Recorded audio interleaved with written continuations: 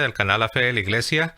En esta ocasión nos acompaña una vez más ya nuestro invitado que es casi de casa, Eric Parva, desde Panamá. Dios te bendiga, Eric. ¿Cómo estás? Amén, José. Dios te bendiga a ti también. Estoy feliz, contento de estar aquí para compartir una nueva enseñanza, un nuevo tema con todos tus suscriptores. Espero que les guste el día de hoy. No, pues una vez más, gracias, Eric, por tu disposición y gracias también por preparar este tema y compartirlo con toda la audiencia. Pues bueno, en esta ocasión estaremos hablando acerca de las reliquias cristianas, o dicho de otra manera, los católicos y las reliquias. ¿Por qué es que las reliquias son parte de la devoción cristiana, parte de lo que es la vida de la iglesia, parte de la fe católica? Y bueno, eso es de lo que estaremos hablando, ¿no? Pudiéramos hacer la pregunta, ¿aparece la noción de las reliquias de los santos en la Sagrada Escritura? ¿Es algo que se ha practicado a través de los siglos, a través de los 2000 años que tenemos de cristianismo? ¿Cuál es su propósito? ¿Qué es lo que la iglesia enseña acerca del tema? Y bueno, estaremos dando respuesta a estas preguntas y a otras que quizás ustedes puedan tener en mente. Bueno, pues sin más preámbulos, yo también quiero animarlos antes de dar inicio y entrar en materia. Los animo a suscribirse al canal. Como pueden ver en pantalla, ahí está la invitación. Suscríbanse, hagan clic en la campanilla, bueno, primero en el botón de suscríbete y también en la campanilla, y escojan todos los avisos para que puedan recibir notificación cuando tengamos un nuevo contenido, un nuevo video, ¿no? Y bueno, pues como siempre lo hacemos, ¿no? También les doy gracias a nuestros patrocinadores, doy gracias por su generosidad, por su apoyo. Para aquellos que no están enterados de cómo funciona, vean la descripción del video.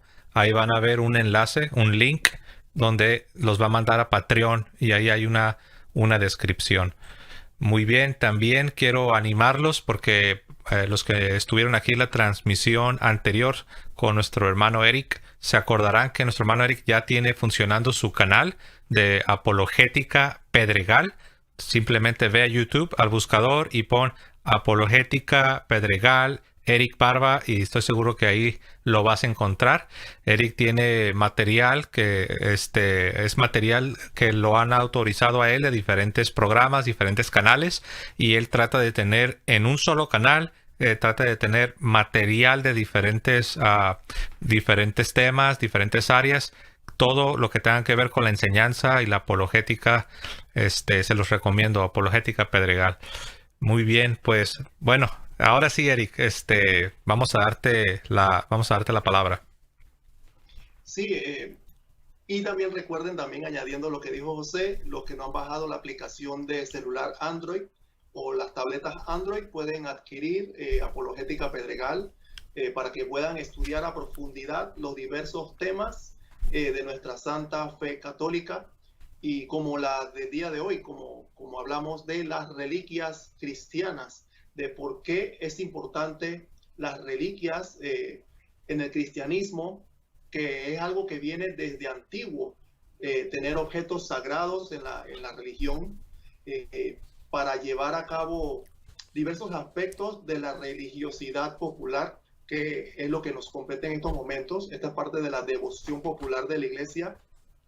Y vamos a ver diferentes aspectos. Como primera parte, hay un poquito de teoría, como ya dijo el hermano José, qué significan las reliquias, cuántos tipos de reliquias de grado hay, los concilios que hablaron sobre las reliquias, y también los primeros cristianos qué decían sobre las reliquias. Y después vamos a ver cosas muy interesantes, imágenes interesantes con respecto a las reliquias de la iglesia establecida por nuestro Señor Jesucristo. Y también quiero hacer aquí énfasis, José, a los que de repente nos estén viendo desde un celular, que cuando vengan las imágenes, para poder verlas con más amplitud, los que no estén en computador, puedan voltear los celulares así, como se dice, horizontal, ¿no?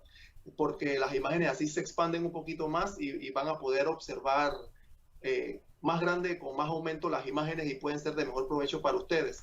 Adelante, José. Sí, muy buena recomendación. Si tú estás utilizando tu teléfono inteligente y lo tienes en la posición vertical, Lo que Eric ha recomendado es que cuando aparezca la imagen o el texto, pues lo pongas de manera horizontal, ¿no? Ese es un buen punto, Eric, para que puedan ellos también apreciar lo que va a estar apareciendo, ¿no? En pantalla. Muy buena recomendación. Muy bien, pues ¿quieres que comencemos con la definición, Eric? ¿Quieres que la pongamos en pantalla? Sí, adelante, José. Comencemos, sí. Muy bien, entonces tenemos la definición primeramente, la voy a leer y después de leerla, Eric estará haciendo sus comentarios. Y bueno, primeramente, bueno, ya saben, nuestro tema, las reliquias en la Iglesia Católica. Y ahora tenemos la definición. Y ahí está la pregunta, ¿qué es una reliquia? Las reliquias son restos, en latín, reliquia o remanentes, se refiere a los remanentes del cuerpo de santos o beatos, y en sentido amplio se incluyen también objetos que los santos o beatos han utilizado durante su vida, no necesariamente una parte de su cuerpo, como puede ser un hueso, sino algo que ellos utilizaron durante su vida, o también objetos que han tocado las reliquias. Hay que recordar que las reliquias no son mágicas ni contienen un poder propio, o sea, no tienen un poder separado de Dios. Las reliquias pueden ser de 3 grados. Primer grado, el cuerpo o un fragmento del cuerpo. Segundo grado, un fragmento de su ropa o de algo que el santo usaba durante su vida. También objetos asociados con el sufrimiento de un mártir. Tercer grado, las reliquias de tercer grado se refiere a cualquier objeto que ha sido tocado o a una reliquia de primer grado o a la tumba de un santo. Bueno, esa es la definición. Ahora volvemos con Eric. Sí, yo estoy seguro que muchos de nuestros abuelos o de nuestros ancestros desde la Iglesia Católica han tenido una veneración muy especial sobre las reliquias. Y esta primera definición es lo que nosotros conocemos, por decirlo así, de una definición de calle, ¿no? Una definición de lo que muy básicamente conocemos sobre las reliquias. Inclusive yo tengo una reliquia de un santo muy conocido en México, de la Guerra de los Cristeros, San José Sánchez del Río. Tengo una reliquia de un pedacito de tela de él, que la trajeron por acá para Panamá y no sé cómo la conseguí. Yo estaba en un congreso, una conferencia, ¿verdad? Tenían esas reliquias allí y la pude conseguir. De igual manera, muchas de nuestras iglesias tienen reliquias y estoy seguro que donde usted vive puede tener alguna reliquia de algún santo, de un beato que haya existido a lo largo de esta historia de estos 2000 años de la iglesia fundada por nuestro Señor Jesucristo. Y es muy interesante lo que decía, que las reliquias, que hay que especificar nuevamente, que no son mágicas, ni tienen poderes mágicos, ni nada que se le atribuya a algo como superstición o cosas así impropias, separado de Dios, como decía allí, porque la única fuente de poder que tenemos que recordar es Dios. Dios es el que actúa a través de los objetos. Dios es el que nos da la gracia a nosotros. Dios nos otorga el Espíritu Santo. En términos cristianos, tenemos que tener eso bastante claro. ¿Por qué? Porque lastimosamente en mi país, y yo sé que en muchos países, hay muchas personas que se desvían del tema de las reliquias y, como hablamos en la vez pasada, el tema de las imágenes. ¿Con respecto a qué? Que hay hasta programas de televisión como esotéricos que le dicen a las personas, y los católicos creen en eso, no, que bébete esta agua, no, que esto es tal y cual cosa, como si el objeto en sí tuviera un poder mágico o milagroso. Y después ese tipo de situaciones nos hacen olvidar que el único que tiene todo el poder es Dios. Y eso es bastante enfático, ¿no? ¿Verdad, José? Sí, y qué bueno que mencionas eso, de esos grupos esotéricos, o como vimos en el programa anterior, ¿no? La santería y todo esto. Lo interesante es que estos grupos utilizan imágenes o reliquias, o incluso las veladoras, que son muy comunes en la tradición, en la práctica popular, ¿no? En la devoción popular del pueblo. Utilizan todo este tipo de imágenes para atraer precisamente al católico.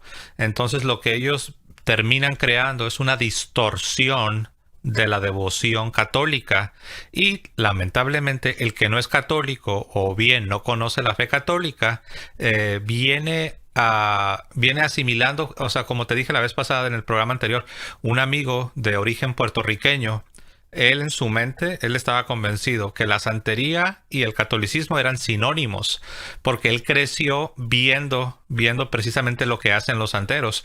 Y como tú lo dijiste, eso no solo en Puerto Rico, sino en muchos de nuestros países, este tipo de falsos maestros, santeros, personas que practican lo que es el esoterismo, todo eso. Y pues pobre iglesia, ¿no? Al último terminan achacándonos a la iglesia los pecados de estos falsos maestros. Pero gracias por recalcar eso. Se me hace un buen punto, Eric. Sí, no sé si quiere pasar ahora con la definición Ujú. ya de por sí de lo que la iglesia enseña de qué son las reliquias. Y para esto vamos a ver el directorio de piedad popular y de liturgia que vamos a ver a continuación, que nos Ujú. enseñan específicamente de un modo amplio y teológico para qué se usan las reliquias y qué son las reliquias. Adelante, José. Perfecto. Ok, entonces aquí la tenemos. Bueno, tenemos aquí lo que es el directorio sobre la piedad popular y la liturgia. Esto es de la Congregación para el Culto Divino y la Disciplina de los Sacramentos. Y tenemos bajo el apartado de las reliquias de los santos, en el 236, el Concilio Vaticano II recuerda que, de acuerdo con la tradición, la Iglesia rinde culto. Recuerden, cuando se habla de rendir culto, en este caso las reliquias, es simplemente una veneración. No estamos hablando de adoración porque eso sería una idolatría.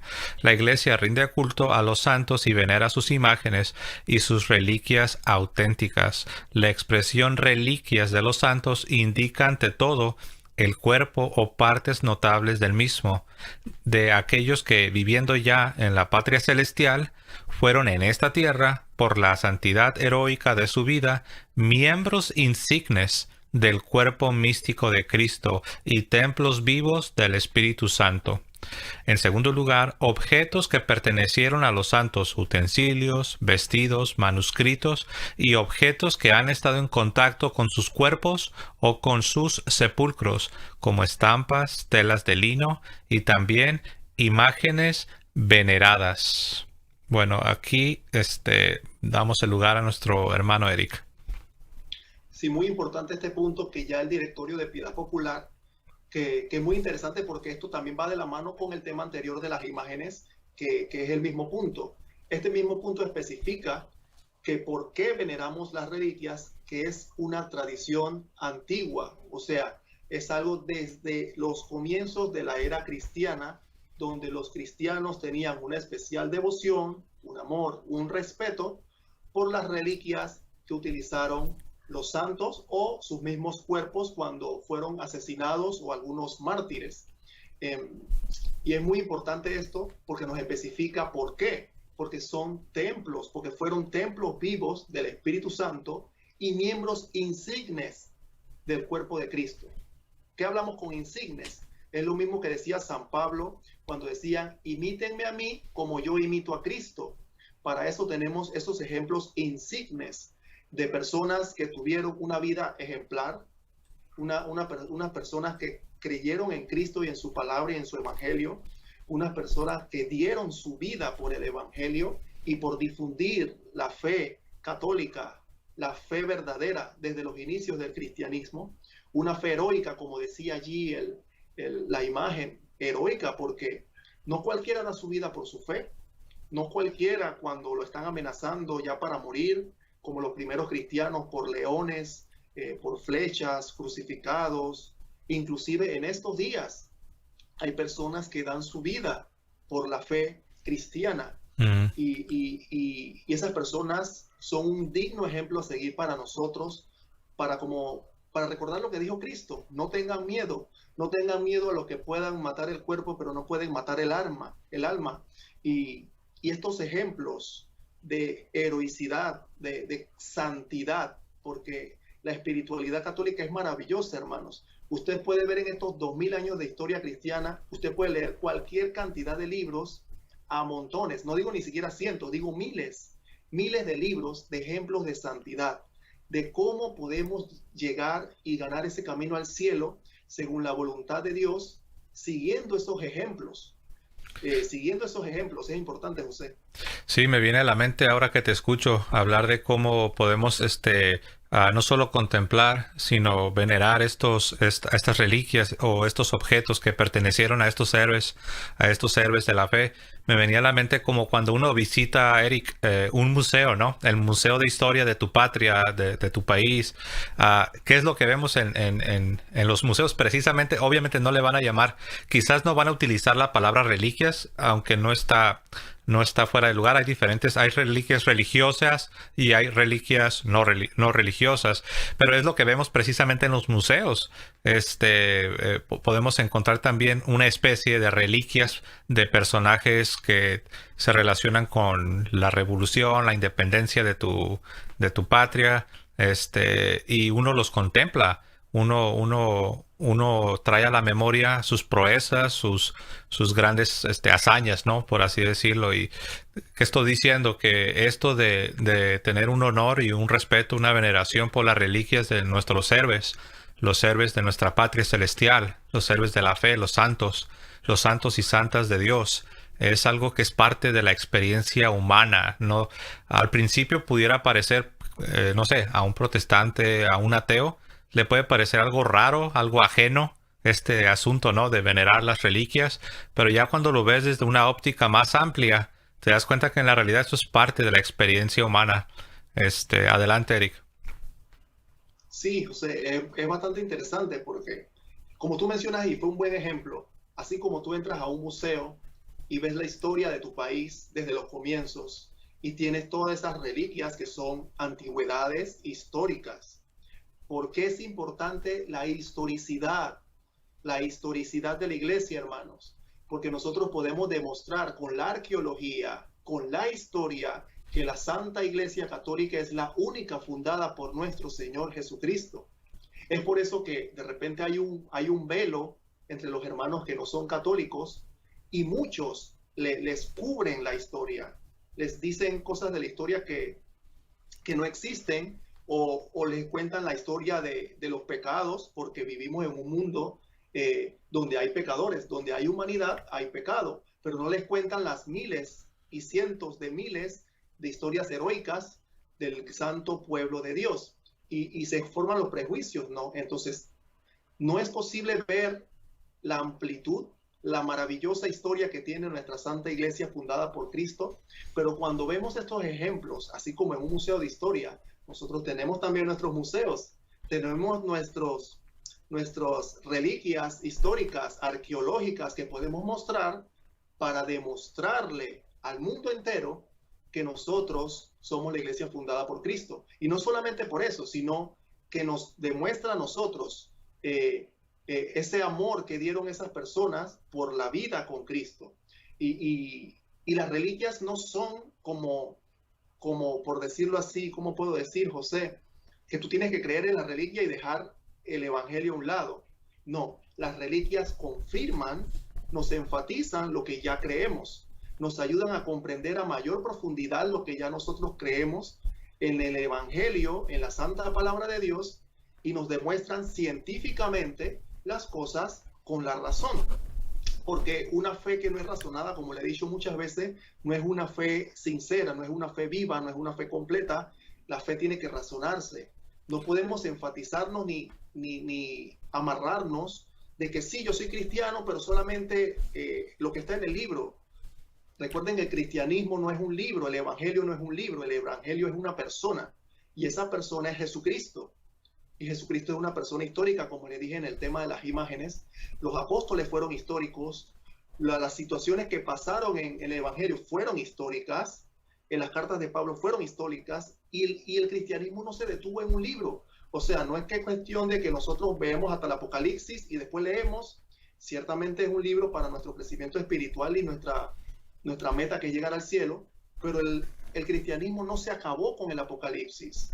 El cristianismo no se acabó con el último versículo de la Biblia. El cristianismo siguió andando. Y qué mejor ejemplo que estas imágenes que vamos a presentar más tarde de las reliquias de los santos, que el cristianismo sigue vivo y ha seguido vivo siempre. Así es, me venía a la mente lo que tú mencionabas en el programa anterior, Eric, cuando hablábamos de las imágenes sagradas. Y ahorita con lo que acabas de decir, que no se trata que porque tenemos una devoción o una veneración a las reliquias de los santos, ello no requiere que te hagas a un lado lo que es la vida cristiana, la vida espiritual, la vida sacramental, lo que es la devoción, leer la Sagrada Escritura, lo que es la meditación cristiana. Todo no es lo uno o lo otro. No debemos caer en esa falsa dicotomía, ¿no, Eric? Entre escoger ¿qué hago? ¿Tengo devociones y tradiciones o leo la Biblia y hago mucha oración? No tienes que escoger. Es parte del todo. Y así como bien señalamos, Eric, la vez pasada, ¿no? Que la Iglesia advierte en contra de la superstición. Cabe mencionar lo mismo.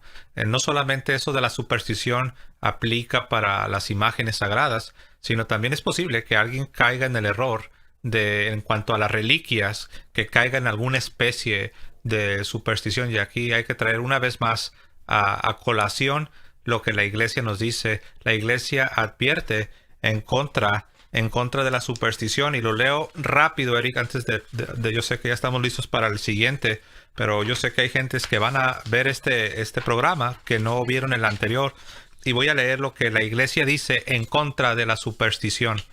Lo leo y dice así. Esto lo tomo del numeral 2111. Numeral 2111. La superstición es la desviación del sentimiento religioso y de las prácticas que impone. Puede afectar también el culto que damos al verdadero Dios. Por ejemplo, cuando se atribuye una importancia de algún modo mágica, como mencionabas, Eric, cuando se atribuye alguna importancia de algún modo mágica a ciertas prácticas, por otra parte, legítimas o necesarias. O sea, aunque la imagen sea una imagen aprobada por la Iglesia o la reliquia sea una reliquia de un santo, pero aún así tú puedes caer en la superstición. Dice aquí, atribuir su eficacia a la sola materialidad de las oraciones o de los signos sacramentales, dice, prescindiendo de las disposiciones interiores que exigen, o sea, la disposición de tu corazón. Dice, cuando esto sucede es caer en la superstición. Si tú no tienes amor a Cristo, amor a la palabra de Dios, amor a la Iglesia, y solamente tienes una reliquia y de ahí te quieres agarrar, estás cayendo en el pecado de la superstición. Y esto lo tomé del numeral del Catecismo de la Iglesia 2111. Adelante, Eric. No sé si quieres pasar a la siguiente, a José. Ok, tenemos ahora, tenemos aquí los concilios. ¿Quieres que vayamos a los concilios, Eric? Sí, adelante. Ok, entonces, bueno, tengo aquí la de los concilios. Aquí está. Y la voy a leer. Concilios de la Iglesia.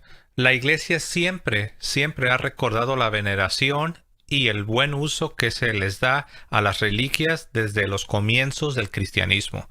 Y así lo ha especificado en el Segundo Concilio de Nicea, en el año 787. Eso lo pueden ver en el Dessinger, el numeral 603. También lo vemos en el Concilio Romano, en el año 993. Eso lo encuentran en el Dessinger. Para los que no saben qué es el Dessinger, es un libro que tenemos en la Iglesia, donde es una recopilación de los decretos de los concilios. Bueno, Concilio Romano, año 993, Dessinger 675. En el Cuarto Concilio de Letrán, en el año 1215, Dessinger 815, en el capítulo 62, Bula Inter Cunctas, Concilio de Constanza, en el año 1418, y en el Concilio de Trento en el siglo XVI. El concilio también condenó a los que negaban su honra o consideraba inútil su veneración, porque ya sabemos que en ese tiempo del concilio ya había quienes estaban atacando esta devoción cristiana. Adelante, Eric. Sí, como vemos, desde el concilio del año 787, el segundo concilio de Nicea, vemos con propiedad, hablando a la Iglesia, sobre el buen uso y la veneración que se da a las reliquias, y especifica que es una tradición antiquísima. Hay que recordarle a los hermanos que el hecho de que la iglesia se pronuncie en el año 787 no significa que en el año 787 estamos comenzando a dar una promulgación sobre las reliquias. Simplemente, si ustedes ven en el Décinger, como dice el hermano José, la iglesia especifica que es una tradición antigua, o sea que esto no es nada nuevo, ni siquiera de la Edad Media. Hay una bula del año 1215 del concilio de Letrán, creo que es, José. Así es, el concilio de Letrán. Que especifica el buen uso de las reliquias. ¿Y por qué? Porque en la Edad Media se comenzó a vender reliquias, inclusive falsas. Se daban malas devociones y se formó un desorden en este tema de las reliquias. Recuerden que para la Edad Media era muy común el tema de saqueadores, personas que iban en busca de tesoros y de todo tipo de estas cosas, ¿no? Entonces la iglesia tenía que pronunciarse sobre el buen uso de las reliquias. Y cada uno de estos concilios, la iglesia especificó que es una tradición antigua y que se debe venerar, y que tampoco, como decía el concilio de Trento contra los protestantes, que tampoco es que es inútil su veneración, que tampoco podemos decir, esas reliquias no me importan, que eso no vale nada y cosas por el estilo, como decían comenzaban a decir el protestantismo a partir de Martín Lutero en adelante, que fueron personas muy anticatólicas, algunos grupos, y negaban la veneración de las reliquias, igual que las imágenes, y daban un mal uso a todos estos términos, ¿no, José? Uh-huh. Sí, y esto pues hay que reconocerlo, ¿no? Y qué bueno que lo mencionas, Eric. Este problema que existía, ¿no? Con lo que era el abuso de las reliquias de los santos, que hay quienes estaban pues traficando, ¿no?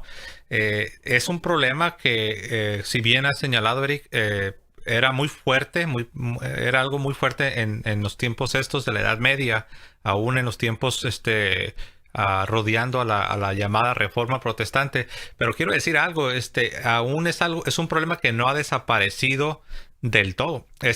Me refiero a estas personas que se dedican a traficar y a hacer negocio con las reliquias de los santos. Quiero dar una especie de testimonio, Eric. Cuando yo estaba en mi búsqueda de lo que yo llamaba la iglesia histórica, porque yo no quería ser católico, entonces yo decía, no, voy a encontrar la iglesia histórica. Eric, no sé si estás familiarizado con este sitio de internet, este sitio web que se llama eBay, donde pues es un mercado, ¿no? Un mercado digital. Y yo recuerdo que estaba buscando que era una Biblia en eBay, en esta sitio web. Y no sé cómo estuvo, Eric, que llegué a donde estaban unas reliquias en venta. Y la razón por la que me llamó la atención, Eric, es por la cantidad que estaban pidiendo. Eran unas cantidades fuertes. Había de diferentes, $1,000, $1,500. Creo que llegué a ver una de $3,000. Y yo recuerdo que yo no quería ser católico, y cuando encontré eso, pues para mí fue, como se dice, una piedra de tropiezo. Y dije, ¿qué? ¿Están vendiendo reliquias de santos? ¿Las están vendiendo aquí como en un negocio aquí en eBay en $2,000, $1,500? De $3,000? Y para mí, como protestante, a pesar de que ya estaba yo explorando, ya había descubierto cosas, pero para mí, Eric, estaba resultando esto realmente en una piedra de tropiezo. Ahora, para el católico maduro y fuerte como tú, Eric, y como todos los católicos que nos están escuchando, pues eso puede decir, no, pues yo sé que eso está mal, pero a mí no me va a mover, jamás me van a mover. Sí, pero para el ingenuo, para el que no conoce, o para el protestante que anda tratando de investigar a la Iglesia Católica, esto sí puede representar una piedra de tropiezo. De hecho, me encontré un artículo que es curioso, porque este artículo narra, y no lo voy a leer todo obviamente por cuestión del tiempo, pero aquí nos habla de una persona que en el 2016 se encontró precisamente en esta página de internet lo mismo, la venta de reliquias a costos muy altos.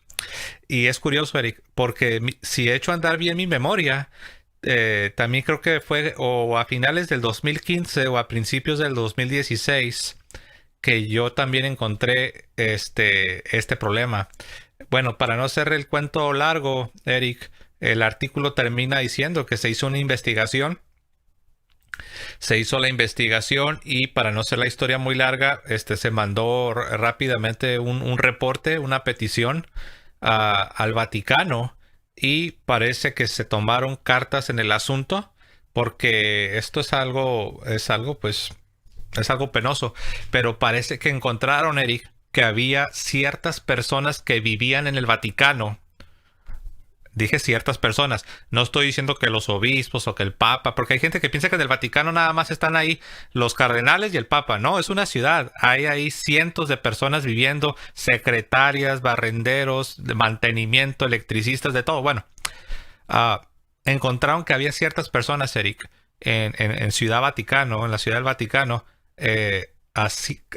cometiendo este crimen. Y dije crimen, no sé si lo vas a mencionar en un momento, pero es un crimen. La iglesia tiene clasificado como un crimen y algo condenable dedicarse al tráfico de las reliquias. Bueno, quise compartir esto a manera de testimonio.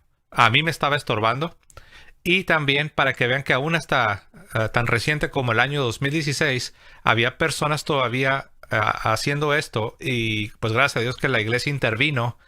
Aunque, bueno, obviamente no ha desaparecido el problema del 100%, ¿no? La iglesia no puede andar siguiendo a cada persona, ¿no? Pero, bueno, ahí está, Eric. No sé si tienes algún comentario sobre esto que he mencionado.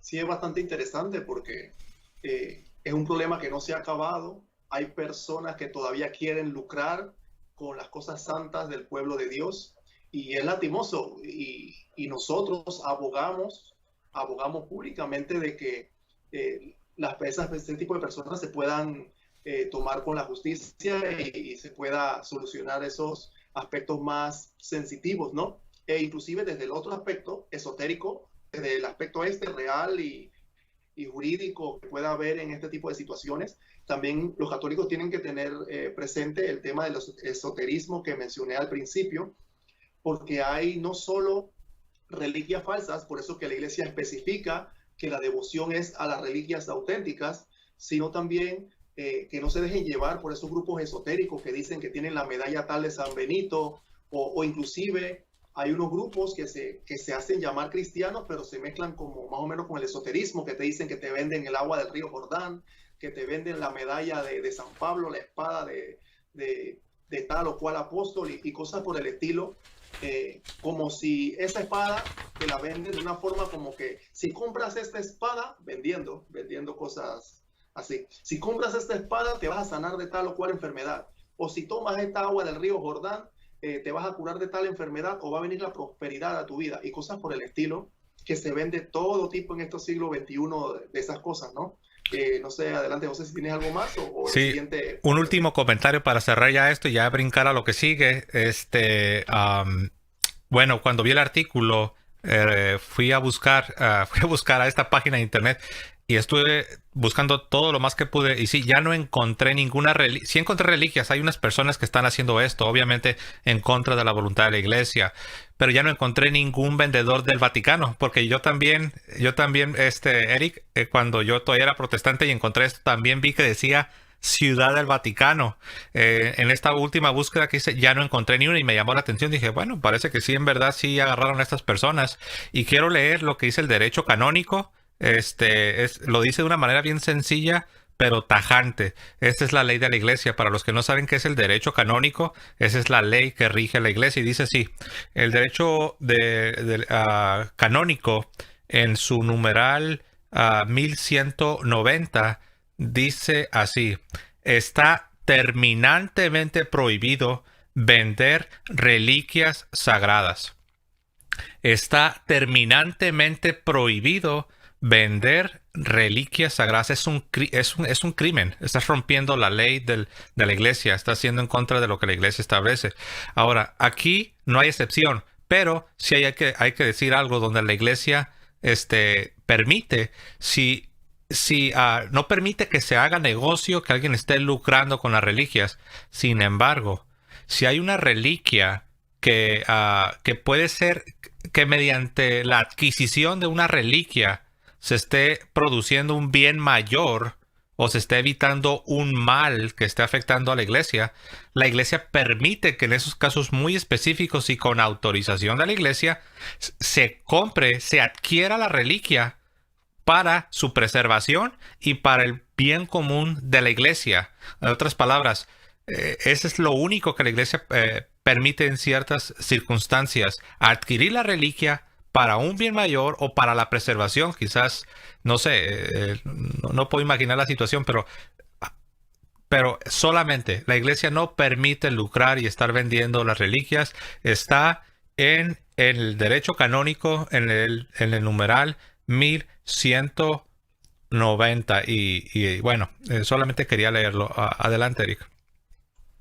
Sí, me imagino que la próxima imagen será de los primeros cristianos y las reliquias.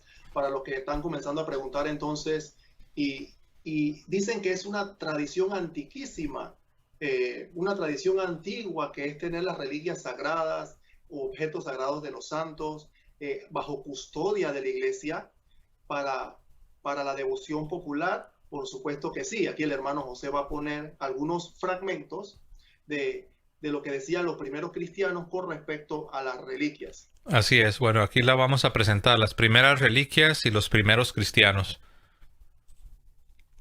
Las reliquias y los primeros cristianos. Esto es del acta del martirio de San Policarpo, que como sabemos fue discípulo del apóstol Juan.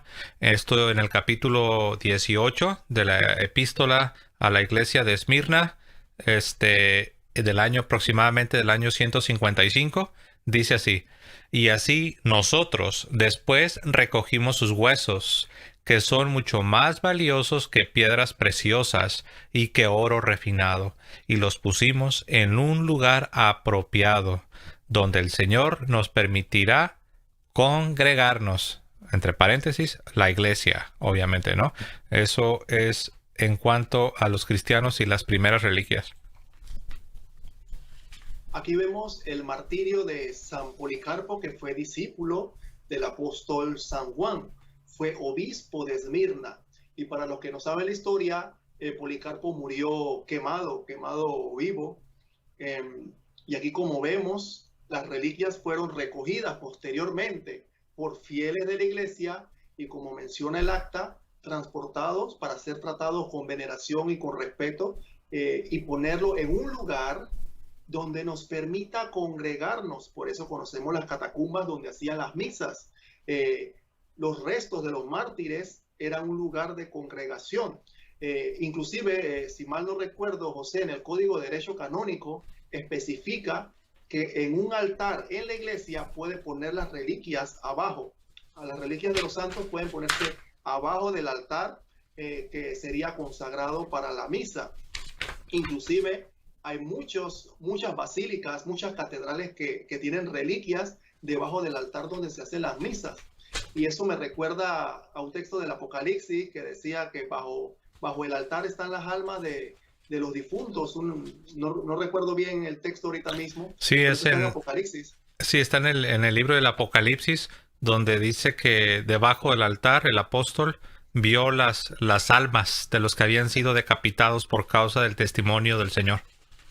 Sí, es bastante interesante porque el Código de Derecho Canónico especifica que hay reliquias, por supuesto, con la autorización de la iglesia, que hay algunas catedrales que tienen debajo del altar donde se ofician las misas. Y aquí vemos que desde el inicio de la era cristiana, aproximadamente desde el año 155, por supuesto que desde antes comenzaron los martirios a los cristianos, pero aquí vemos un ejemplo escrito por una iglesia, un acta de qué es lo que hacían con esas reliquias. Y hay más ejemplos aquí, José, me imagino que tienes otras imágenes allí. Sí, así es. Sí, la siguiente imagen, que tenemos aquí, la vamos a mostrar y la voy a leer. Tenemos aquí también acerca de los primeros cristianos, el acta del martirio de San Ignacio de Antioquía, otro gran hombre que fue discípulo de varios apóstoles, estuvo en contacto también con San Juan, también con San Pedro, y esto lo encontramos está en latín, ¿no? No lo voy a leer porque mi latín no es muy bueno, pero dice el texto de la siguiente manera: solo han quedado las partes más duras de sus santas reliquias y se han llevado a Antioquía, donde se han colocado en una caja como tesoros inestimables, dejados a la iglesia como prenda del mártir. Wow, la verdad, muy, muy conmovedor. Es breve el texto, pero es muy conmovedor. Adelante, Eric. Sí, yo puse solamente un fragmento del texto. Esto lo pueden encontrar en lo que decía José, en el Enchiridium Patristicum. Ese es un documento que es más nuevo del año 1930, perdón, más antiguo de 1930. Es un documento antiguo que está bilingüe. Lo pueden ver, inclusive creo que en internet lo pueden encontrar. Es un documento antiguo, como le digo, es antes del año 1930 y está en griego y en latín. Y pueden encontrar esta acta allí, al igual que temas de la Didache, San Ignacio, Papías y los documentos de los padres apostólicos, que es bastante interesante, ¿no? Allí. Y después de este texto estaba uno de San Jerónimo, que es una carta del año 404, que creo que José lo tenía por allí. Sí, déjalo. Perdón, sí, de hecho nomás leí el primero, ¿no? Déjale el segundo. Gracias por traerlo a nuestra atención. Y dice San Jerónimo, año 404, en Ad Riparium, carta 109, párrafo 1, nos dice lo siguiente: no adoramos por temor a inclinarnos ante la criatura en lugar de ante el Creador, sino que veneramos las reliquias de los mártires para poder adorar mejor a aquel cuyos mártires son, es decir, Dios, ¿no? Para adorar verdaderamente a Dios. Y es interesante, aquí vemos a una persona que citan mucho los hermanos no católicos con el tema, sí, San Jerónimo hizo la Biblia y no quiso los deuterocanónicos, y como hemos mencionado a veces, citan a los padres de la iglesia. Cuando les conviene. Por aquí, por allá, por aquí, por allá. Bueno, ese que supuestamente rechazaba a los deuterocanónicos, aquí vemos diciendo que las reliquias de los santos son de veneración. ¿Para qué? Al igual que las imágenes, nos conducen, nos encaminan a Dios. Ese es el motivo principal de una devoción popular, encaminarnos hacia Dios, porque si algo no nos encamina como fin a Dios, algo estamos haciendo mal en esa devoción, ¿no, José? Sí, me venía a la mente que usan a San Jerónimo como héroe. Lo usan como héroe cuando se trata de atacar a la iglesia. Pero ya cuando San Jerónimo ya no está de acuerdo con los protestantes, no, ya no es el héroe, ya es un villano. Ya lo ven como villano, lo ven como, en otras palabras, ven a los padres de la iglesia como héroes cuando quieren atacar a la iglesia. No, pero cuando uno les dice que los padres de la iglesia eran sacerdotes, eran obispos, ofrecían el santo sacrificio de la Santa Misa, no, ya son villanos, ya no son héroes. Entonces, muy buena observación. Eric, mira, antes de pasar a la siguiente, ¿me permites que lea lo que dice también el derecho canónico sobre las reliquias? Adelante, adelante. Lo leo, dice así, leo ahora el 1186, que va de la mano con lo que acabamos de ver de San Jerónimo. San Jerónimo dijo que ellos, los cristianos, usaban las reliquias para venerarlas, para poder así, de esa manera, venerando las reliquias, poder rendir una adoración mejor a Dios. Y ese es el espíritu por el cual la iglesia promueve la veneración de las reliquias, como lo hizo San Jerónimo, y lo leo, está en el derecho canónico 1186.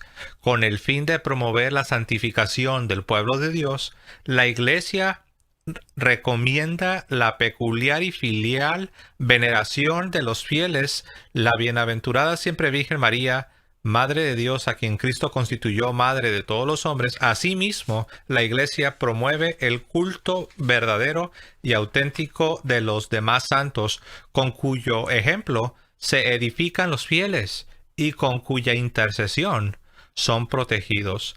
Solo en el 1187 dice: solo es lícito venerar con culto público a aquellos siervos de Dios que hayan sido incluidos por la autoridad de la Iglesia en el catálogo de los santos o de los beatos, solo los que están autorizados por la iglesia. Esto es importante porque acá donde yo soy, Eric, en México, en el norte de México, hay un personaje que se le conoce como Juan Soldado. Y hay gente que sin la autorización de la iglesia, sin ser un santo, sin ser un beato, lo han agarrado como si fuera un santo. Y también no sé si tendrán sus reliquias y también como que le ofrecen una especie de veneración como si se tratase de un santo. Es una desviación porque hay otras prácticas relacionadas, Eric, que nada que ver con lo que enseña la iglesia. Pero el que no conoce la fe de la iglesia, el que no conoce la fe católica, a mí me han dicho, no, pues que ya tienen al mentado Juan Soldado, mira lo que hacen, ¿tú qué opinas? Y lo mezclan con cosas de santería y con eso. Y les digo, pues que eso no enseña la iglesia. Y aquí está, Eric, lo acabo de leer. En el 1187, únicamente los siervos de Dios que la iglesia ha reconocido como santos, como beatos, solamente los autorizados por la iglesia. Adelante, Eric. Sí, es muy importante esto porque también nosotros vivimos en una época muy peligrosa, no solo en el tema de las reliquias, sino en general en la fe, porque inclusive la New Age se quiere apoderar de elementos católicos para atraer a las personas que no están formadas. Y vemos, como mencionaba, en ese tema esotérico, que también quieren hacerle veneración a ángeles o arcángeles que la iglesia no ha promovido o que la Biblia no menciona. De ángeles que comienzan a decirle, no, que pregúntale el nombre de tu ángel de la guarda y cosas así extrañas que han surgido de la New Age, que tú notas, que se nota fácilmente que no son temas cristianos, pero que envuelven al cristianismo y a los hermanos y a veces los confunden. Y es muy importante a tener en cuenta esto. No sé si la próxima imagen ya sería el la tema Biblia. de dónde la Biblia, sí, dónde están las reliquias en la Biblia y también ampliamente decirlo, los objetos sagrados, porque una reliquia es un objeto sagrado. Entonces, los judíos desde el pueblo santo de Israel tienen objetos sagrados, comenzando por el Arca de la Alianza, que es el más conocido y demás, ¿no? Pero aquí José va a mencionar otros ejemplos del Antiguo Testamento de objetos sagrados y en el Nuevo Testamento que bíblicamente y teológicamente nos enseñan que primero, un objeto sagrado es un objeto de devoción, de mucho respeto, y segundo, que por medio de ese objeto, Dios, oigan bien esto, Dios puede hacer milagros a una persona por la intercesión también de ese santo. Adelante. A ver, Eric, dijiste la Biblia, el Antiguo Testamento y aún el Nuevo Testamento, que esto no viene del paganismo de Roma. No. Objetos sagrados, que son las reliquias, vienen desde el Antiguo Pacto. Los objetos sagrados. Así que el que diga que no hay objetos sagrados en la Biblia, yo no sé qué Biblia está leyendo. De repente, es que no dice la palabra reliquia. Bueno, la reliquia es un objeto sagrado. Para nosotros los cristianos y para los judíos también tenían objetos sagrados. Así que... Oye, entonces tampoco hay que usar la palabra Biblia, porque en las escrituras no menciona la palabra Biblia, ¿no? Pero bueno, déjala, pongo ahora sí. Aquí está. Vamos a ver. Las reliquias en la Biblia. Los objetos considerados como sagrados son total y absolutamente bíblicos. De igual manera, los restos de los santos se les trataba con respeto y reverencia. Dios nos muestra un toque de su gloria, realizando prodigios a través de sus escogidos y aún después, Dios sigue realizando milagros por medio de ellos y de los objetos que estos siervos utilizaron. Y bueno, ahí tenemos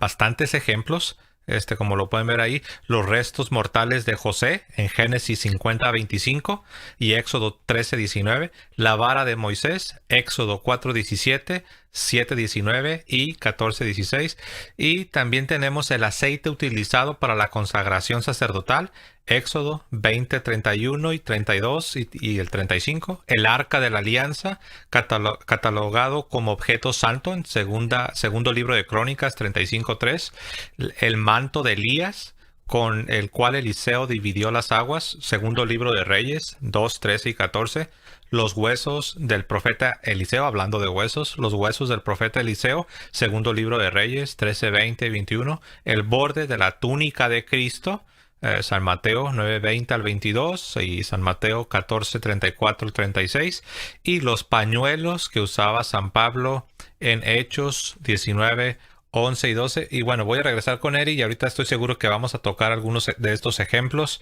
y de regreso contigo, Eric. Sí, es muy interesante.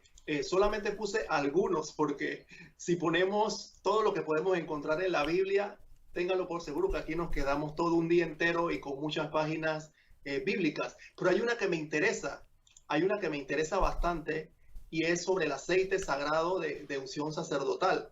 Porque pueden decir, un aceite es un objeto santo, un aceite. Eso es esotérico. ¿Cómo es posible que un aceite tú le digas que es algo santo? Dios Bueno, no puede dar algo espiritual por medio de cosas materiales. ¿Cómo te atreves? sí, miren. Éxodo capítulo 30, versículo 31.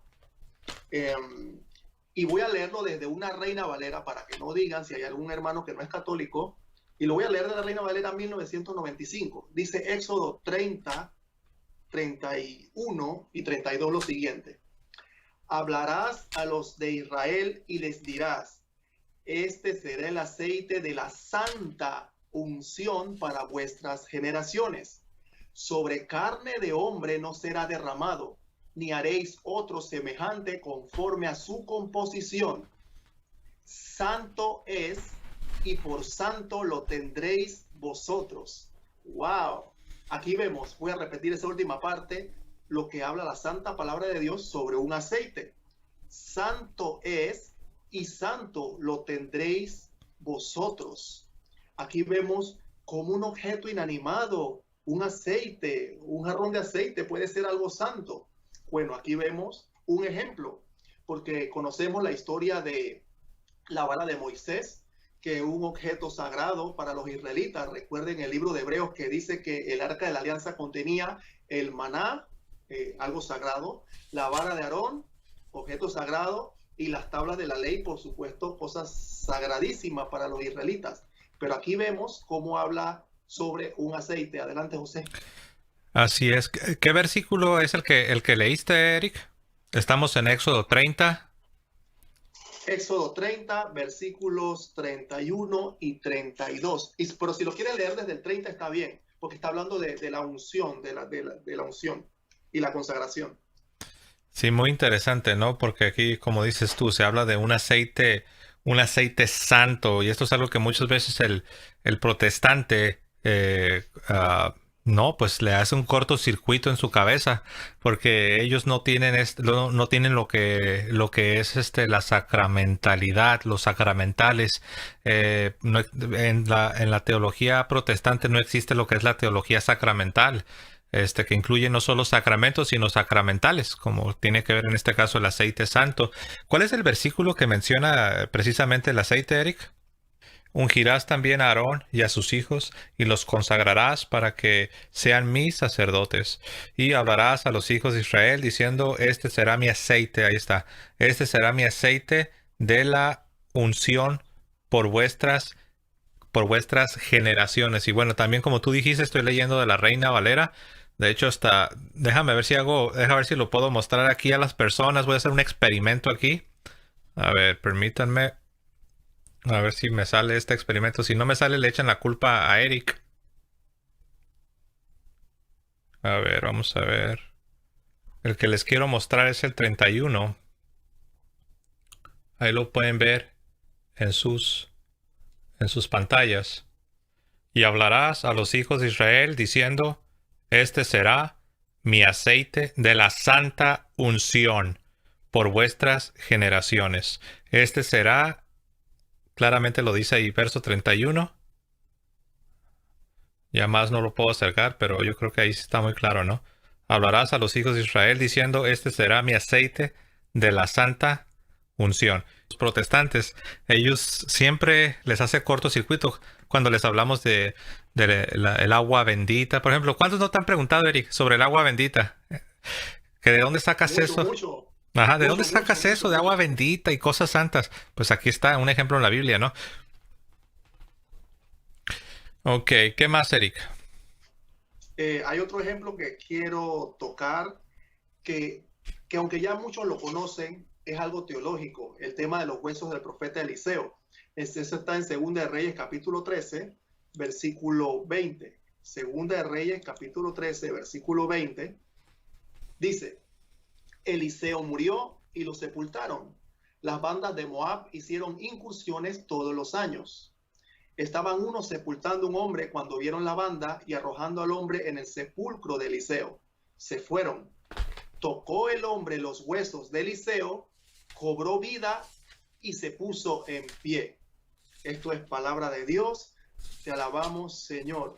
Amén. Aquí vemos un ejemplo muy importante de por qué de repente también uno puede tener reliquias.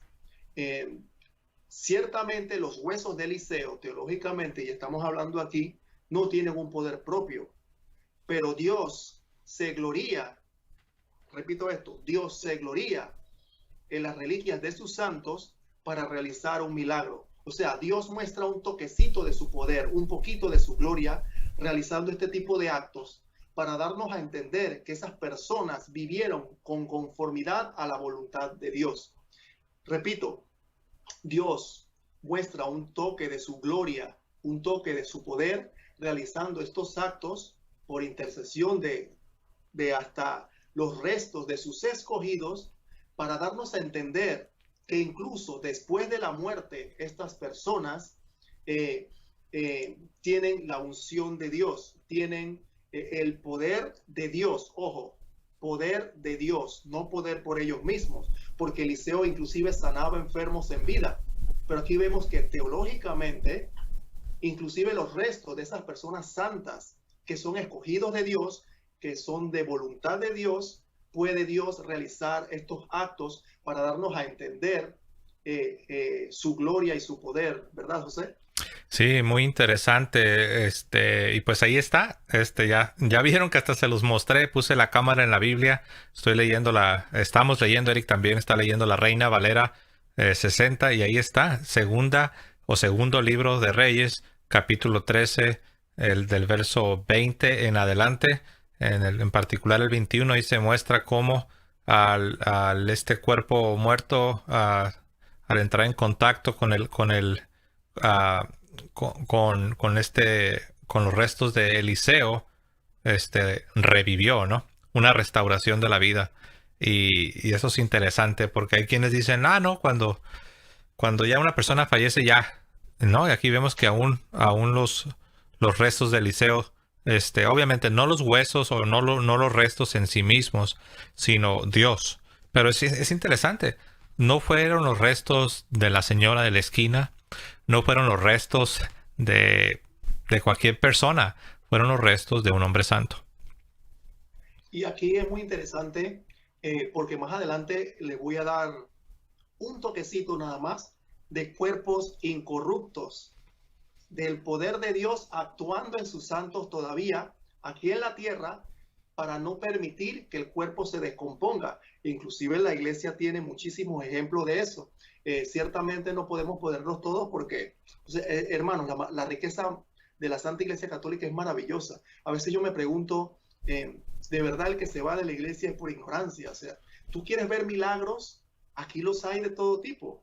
Y siguiendo este ejemplo de Eliseo, voy a referirme en el Nuevo Testamento a los pañuelos de Pablo, porque eso que mencionas, aquí se menciona muy bien. Hechos capítulo 19, versículo 11 y 12, dice lo siguiente: Dios obraba por medio de Pablo milagros no comunes. Oigan esto que estamos hablando de los huesos de Eliseo, es lo que el evangelista Lucas, que escribió Hechos de los Apóstoles, nos está mostrando en este versículo. Dios obraba por medio de Pablo milagros no comunes. Eso es lo que nosotros creemos, que Dios obra a través de sus santos milagros no comunes. Y nosotros hemos visto en la iglesia, hay muchos ejemplos, hermanos, de personas que se han sanado con reliquias de los santos, que se han sanado con objetos que han utilizado los santos, personas que por fe en Dios van a hacer alguna veneración a sus santos y Dios obra los milagros. Ahí está para Dios los que... obra milagros no comunes, sí. Así Perdón, es dale, para dale, los que gracias. estaban pensando que, porque no falta el inocente que pueda pensar, ah, no, pero eso es solamente en el Antiguo Testamento. Esos ejemplos que dieron son del Antiguo Testamento. Pues bueno, ya lo vimos. Eric acaba de leer. ¿Puedes repetir la cita que acabas de leer, Eric? Hechos 19, 11 y 12, donde decía, Dios obraba por medio de Pablo milagros no comunes. Y el versículo 12 dice, de forma que bastaba aplicar a los enfermos los pañuelos o mandiles que había usado y se alejaban de ellos las enfermedades y salían los espíritus malos. Aplicaban a los enfermos los pañuelos o mandiles que había usado, o sea, Pablo no estaba allí, y se alejaban las enfermedades y salían los malos espíritus. Aquí vemos cómo Dios sigue dando el toque de su poder a través de sus escogidos, inclusive por objetos que nosotros llamamos reliquias que ellos utilizaron. Sí, así es. De hecho, ¿sabes qué? Tengo la tentación de ponerlo. Lo voy a mostrar aquí para que lo vean en la pantalla. Adelante, adelante. Vamos a ver, ¿dónde estamos? Aquí está. Bueno, como pueden ver, ya nuestro querido hermano Eric nos hizo el favor de leerlo, pero ahí está, ahí lo pueden ver ustedes en el 12, de tal manera que aún se llevaban a los enfermos los paños, que es algo material, ¿no? De tela, los paños o delantales de su cuerpo, y las enfermedades se iban de ellos, y los espíritus malos salían. Y vean el 11, el anterior, el 11. Y hacía Dios milagros extraordinarios por mano de Pablo. Aquí se cae abajo la falacia protestante. Dios no necesita nada. Dios es todopoderoso. Sí, claro, Dios es todopoderoso, pero mira, Dios usa instrumentos imperfectos, débiles.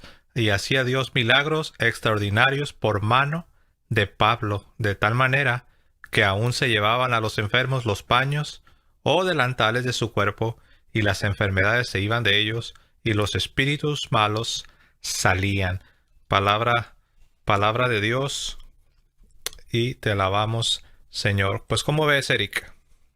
Sí, es interesante, porque aquí seguimos viendo este desarrollo teológico. Seguimos insistiendo, hermanos, la fe se razona.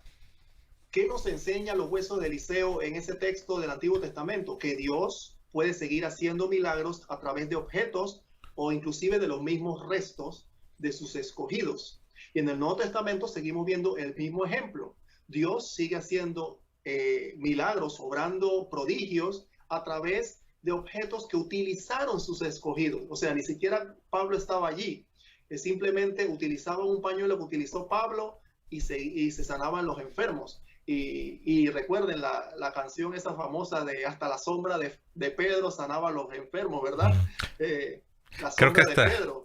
hay una cancioncita, un corito, no sé cómo le llamarán, que creo que los pentecostales lo cantan, y creo que hasta, porque hay que decirlo, ¿no? Hay que decirlo, ¿no? Muchas veces señalamos los errores de los pentecostales, pero los pentecostales curiosamente sostienen algunas cosas que otros protestantes rechazan, y que sin embargo se acercan a lo que la iglesia enseña, ¿no?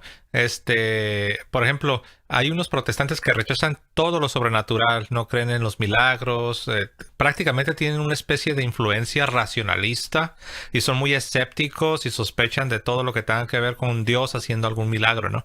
No así el Pentecostés, aunque yo sé que hay quienes también han ido al extremo y hablan de cosas de plano raras, ¿no? Pero bueno, a donde voy es que hay tradiciones en el mundo protestante que sí reconocen cómo Dios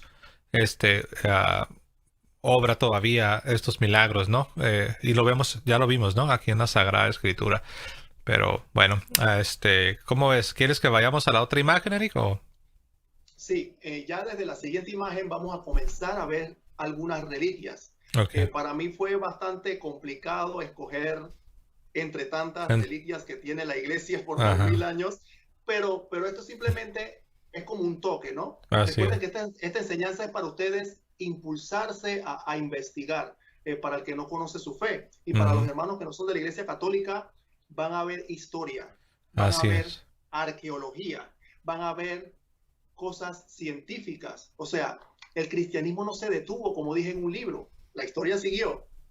Los artefactos que utilizaron los primeros cristianos los tenemos y los tenemos Amén. en las iglesias. Y así que vamos a comenzar con los ejemplos de las reliquias. Como vuelvo y repito, son muchísimas, pero escogí estas para que ustedes se adentren en ese mundo de la arqueología cristiana y puedan entonces experimentar y especificar, adentrarse más a estos temas. Adelante, José. Así es, bueno, vamos a comenzar y bueno, me vino a la mente que qué curioso que todas estas reliquias que vienen de tiempos de los apóstoles, qué casualidad que están en iglesias católicas o en ortodoxas, que como saben, los ortodoxos salieron de la iglesia católica, ¿no? Pero bueno, qué curioso que están en puras iglesias católicas, pero bueno, vamos, aquí tenemos el primero y lo voy a mostrar, este es de el manto de Turín, lo voy a mostrar. La sábana santa de Turín. Y bueno, ahí tienen las imágenes y lo leo para ustedes. Se encuentra en la capilla real de la Catedral de San Juan Bautista en la ciudad de Turín, en Italia. Científicos de la Universidad de Padua, Italia, y del hospital local hicieron una escultura tridimensional basada en lo descubierto en la sábana. Esta escultura fue presentada el 20 de marzo de 2018 en el Palacio Bo en la Universidad de Padua. Y bueno, nosotros podemos encontrar en la escritura referencias a esto en Mateo 27:59, Marcos 15:46 y Lucas 23:53. Y ahora sí vamos a regresar con nuestro hermano Eric. Sí, es muy interesante lo de la sábana santa de Turín, una de las reliquias que tiene la Iglesia Católica. Y aquí voy a mencionar el texto de San Marcos 15:46, que nos habla de eso, por supuesto. Permítame aquí, voy a leer desde el 45 y 46. Dice, San Marcos 15:45 y 46. Informado por el centurión, concedió el cuerpo a José, quien comprando una sábana, lo descolgó de la cruz, lo envolvió en la sábana y lo puso en un sepulcro que estaba excavado en roca. Luego hizo rodar una piedra sobre la entrada del sepulcro. Palabra del Señor, gloria a ti, Señor Jesús. Amén. Aquí vemos en San Marcos capítulo 15, versículo 46, el texto de la sábana. Sí, el cristianismo, repito, no es un libro, el cristianismo es histórico, no solamente es un libro. ¿Dónde está esa sábana que dice San Marcos 15:46, San Mateo 27 y San Lucas 23? Aquí la tenemos, en la capilla real de la Catedral de San Juan Bautista en Turín, Italia. Y esta sábana santa ha sido objeto de muchísimos estudios. Incluso hicieron un estudio de carbono 14 que habían dicho que la sábana databa del año 1300 por allí. Pero ¿dónde estaba el error? Más de 25 datos científicos refutaron eso del carbono 14. ¿Por qué? Porque el carbono 14 no tomó en cuenta que la sábana santa de Turín estaba enriquecida nuevamente con carbono 14. Inclusive un premio Nobel estudió la sábana y está impregnado, como ven en la imagen, que hicieron tridimensional el cuerpo de Cristo. O sea, Cristo cuando resucitó tiró un flash radioactivo que impregnó la sábana, por decirlo así, su imagen quedó estampada a fuego. Entonces, ¿dónde estaba el error del tema del carbono 14? Porque de repente hay alguien que está más empapado en este tema. El carbono 14 tiró el año 1300. ¿Por qué? Porque los hilos de la sábana santa estaban envueltos entre otro tipo de bacterias y temas del ambiente. Pero ¿por qué la sábana santa decía eso? Porque estaba enriquecida con carbono 14. Y todas estas situaciones ambientales, porque esa sábana estuvo expuesta muchísimo tiempo, muchísimos años, más, por supuesto, 2000 años expuesta en diferentes lugares, inclusive se quemó, cayó hasta temas de plata encima. Todo eso afectó el estudio del carbono 14. Pero más de 25 estudios científicos entre personas, inclusive hay un científico de México de microbiología, científico de de telas, de textiles, de temas paleolíticos. Hermanos, 1.000.000 de científicos que ustedes no tienen idea han experimentado esta sábana santa y han fechado de que la persona que murió en esta sábana santa está descriptivamente los hallazgos de Jesús que nos dice el Evangelio. Inclusive, esa sábana santa tiene restos de sangre, que hay donde hemos dicho que nuestro Señor Jesucristo tiene el tipo de sangre AB, que es el mismo tipo de sangre de los milagros eucarísticos. A los que saben el tema de milagros eucarísticos, sí, cómo es que es una hostia y demás. Bueno, cuando hay un doctor que se llama Ricardo Castañón, que es experto en estos temas de milagros eucarísticos, cuando ha investigado y se ha hecho en laboratorios científicos, cuando esa hostia sagrada, consagrada por un sacerdote, se transforma en sangre y hay un milagro así, la sangre de esa hostia dicen que es de un miocardio del corazón y es AB, sangre tipo AB, la mismo tipo de la sábana santa. Y han encontrado los científicos polen y estos temas de plantas específicas que se encontraban en Palestina en los tiempos de Jesús.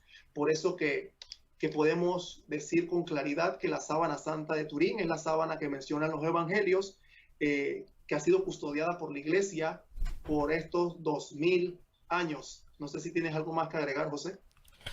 Solo agregar lo que sería el sentido común, porque alguien puede ser escéptico y puede simplemente descartar la posibilidad, ¿no?, de que esta sábana que se le conoce como la sábana de Turín o el manto de Turín, que dicho sea de paso, ¿sabes por qué adquirió el nombre de sábana de Turín? Sabemos que Turín está en Italia, pero bueno, creo que en la imagen que presenté ahí dice por qué, ¿no? Es porque está resguardada en Turín, ¿es así? ¿O estaba resguardada en Turín? Sí, pero anteriormente ha estado en diferentes lugares. Ok. Lastimosamente por esas como las cruzadas, esas guerras que habían contra los musulmanes, la iglesia ha tenido que custodiar y trasladar esa sábana de un lugar a otro hasta que está ahorita mismo en la Catedral San Juan Bautista, ¿no? Así es. Entonces, donde quería llegar es que el puro sentido común. Mira, imagina que nosotros, que tú eres San Pedro y yo soy San Juan, y ahí vamos los dos corriendo al sepulcro porque nos dijeron que el cuerpo del Señor ha desaparecido. Imagina que tú y yo llegamos y no encontramos el cuerpo del Señor. Verdaderamente no está, se lo robaron o qué sé yo. Pero de repente pues nos damos cuenta que ha resucitado. Y ahí está la sábana en la que había sido envuelto el cuerpo del Señor, el Señor Jesucristo, Dios encarnado, la segunda persona de la Santísima Trinidad. Pregunto yo, Eric, y yo sé que obviamente es una pregunta retórica, ¿no? Pregunto yo, ¿no sería lógico, no sería simplemente por puro sentido común, que si eso sucedió, Dios encarnado, Dios resucitado, Jesucristo resucitado, ¿no sería lógico que vamos a conservar y vamos a preservar la sábana en la que fue envuelto el cuerpo de Jesús y la vamos a atesorar como nuestra propia vida? Entonces, ¿a dónde voy con esto? Porque hay quienes quieren decir, ay, ¿cómo crees? ¿Cómo crees que esa sábana todavía va a existir? La pregunta es, ¿y por qué no? Si en verdad eres un cristiano y eres, imagínate, San Pedro y los apóstoles, y el Señor resucitó, ¿no preservarías? O sea, en otras palabras, más bien la pregunta sería, ¿quién en su sano juicio, Eric, quién en su sano juicio no preservaría y atesoraría la sábana donde fue envuelto el cuerpo del Señor? O sea, nada más usando el puro sentido común. José, y si prestas atención, la sábana santa de Turín debería ser valiosa inclusive para los cristianos no católicos. Antes de poner la siguiente imagen, José, no sé si puedes repetir la imagen y después poner la nueva. Pero Okay. antes de que la pongas, quiero terminar con este comentario. La sábana santa de Turín nos confirma científicamente que nuestro Señor Jesucristo resucitó. nos confirma lo que relatan los evangelios. Nosotros los cristianos creemos en los evangelios, pero aquí científicamente podemos observar que Cristo resucitó. ¿Por qué? Porque no existe en el planeta Tierra algún otro cuerpo que resucite y deje plasmada su imagen a fuego radiactivamente por el flash que causó la resurrección, o sea, un poder enorme. Nuestro Señor Jesús es Dios. El poder enorme que salió del cuerpo cuando resucitó dejó impregnada su imagen, su cuerpo, en esa sábana santa. No existe en la tierra ningún profeta, ningún otro cuerpo de alguna otra religión, con el respeto que merecen, que puedan sustentar algo parecido a lo que hizo nuestro Señor Jesucristo, que resucitó, y nosotros tenemos científicamente probado que aquí está plasmado el cuerpo de él. Sí, ahora sí te dejo que pongas la imagen y después pone la nueva. Y en esa imagen a la derecha, ustedes ven hasta científicos ahí sentados. O sea, ustedes no están viendo hasta personas que, sí, todos son católicos. En estas cosas no solo se meten católicos, hermano. Inclusive hay personas que son protestantes que han ido a investigar esto. De hecho, los ateos investigan esto. Y para que más les guste, como se dice, para que más les guste, uno de los mayores expertos en la sábana de Turín o el manto de Turín ni siquiera es cristiano, es un señor judío. Fíjense nada más, uno de los mayores expertos, tiene hasta una página que se llama, está en inglés la página, no recuerdo si se llama The Shroud, que significa la sábana o el manto. The Shroud. Bueno, este señor ni siquiera cristiano es un judío. Y es increíble, ¿lo escuchas hablar, Eric? La primera vez que yo lo escuché hablar, Eric, yo, como decimos, ¿no? Yo juraba que este señor era un creyente, era un cristiano, pero no, es un judío. Pero lo escuchas hablar con la pasión que habla. De hecho, le preguntaron, oye, si tú ni siquiera eres cristiano, ¿por qué te dedicas a la investigación y por qué has dedicado tu vida a esto? Porque literalmente Eric ha dedicado la carrera de su vida es esto, es el manto de Turín, la sábana de Turín. Y él dice, es que es algo apasionante y soy un amante de la verdad y es un científico, dicho sea de paso. Es un científico, dice, y la verdad es que me apasiona investigar esto porque no tengo una explicación. Pero bueno, nada más para que vean lo que nos está diciendo nuestro hermano Eric, que hay de todo. Hay ateos, hay judíos, hay protestantes que saben de esto. Y aquí va la imagen. Bueno, ahí la tiene, esa ya la leí, pero como ahí está, como decía Eric, en su pantalla, en la parte derecha de su pantalla, ahí aparece la imagen tridimensional, la escultura más bien, la escultura tridimensional, es decir, en 3D, en 3 dimensiones, basada en el manto o en la sábana de Turín, de lo que sería el cuerpo de nuestro Señor, que tiene un valor histórico, como ya lo dijo Eric. No necesita ser católico para apreciar el gran valor que tiene esta sábana. Bueno, y ahí lo tienen. Y ahora sí voy a mostrar la siguiente.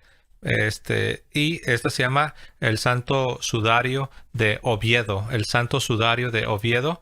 El sudario que cubrió el rostro de Jesús. Esto ya es el rostro, no el cuerpo, sino el rostro de Jesús. Se guarda en la Catedral de Oviedo y se expone al público solo 3 veces al año.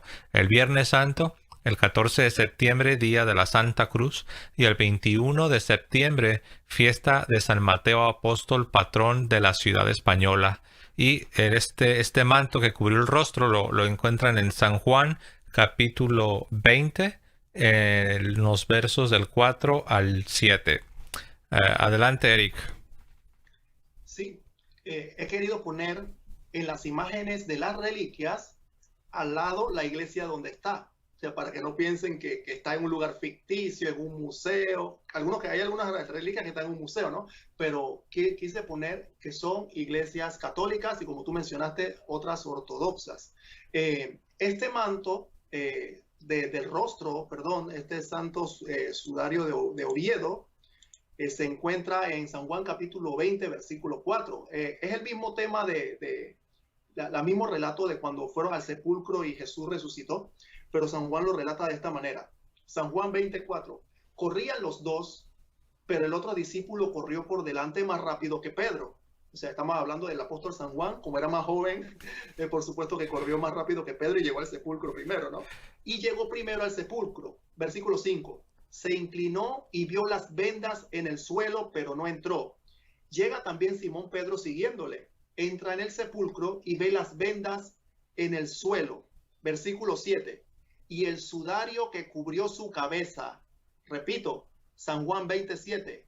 Y el sudario que cubrió su cabeza, no junto a las vendas, sino plegado en un lugar aparte. Palabra del Señor. Gloria a ti, Señor Jesús. Aquí vemos que el ritual judío de poner a alguien en un sepulcro, como Jesús quedó muy maltratado el rostro y el cuerpo, cuando lo bajaron de la cruz le ponían ese sudario, ese manto en la cara para que no vieran lastimosamente las personas esa horrible escena, ¿no? De ver el rostro de esa persona que había quedado tan desfigurada. Porque, hermanos, el rostro de nuestro Señor Jesucristo quedó muy maltratado, muy maltratado. ¿Y dónde va el tema aquí, hermanos? Esta catedral de Oviedo tiene esta reliquia. Y este santo sudario concuerda con algunos rasgos que esta catedral lo tiene, este santo sudario desde hace más de 1000 años, que ha sido custodiado por la Iglesia Católica, contiene los mismos rasgos que la sábana santa de Turín. Wow. Los mismos rasgos. Fíjate que muy interesante, porque no solamente la sábana que envolvió el cuerpo del Señor, sino ahora el sudario que fue colocado en el rostro del Señor. Y voy a mostrarlo. Ya me gustó este efecto de mostrar aquí la Biblia directamente. Lo voy a mostrar para todos ustedes y espero que pueda ser de ayuda. Un segundito. Aquí llego a la cámara y vamos a ver. Ahí está, ¿verdad?